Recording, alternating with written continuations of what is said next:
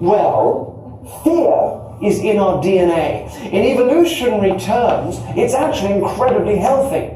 Without it, your ancestors wouldn't have been here long enough to survive and pass on the genes to you that define you. It's good for you. So perhaps it's essential that we enjoy fear, and many of us certainly do enjoy it. The reason is because it triggers our fight or flight response. Most people associate this with adrenaline, but it also causes a flood of endorphins and dopamine. And if you think you know what a ghost train is, think again. This is the ghost train reimagined. This is my ghost train.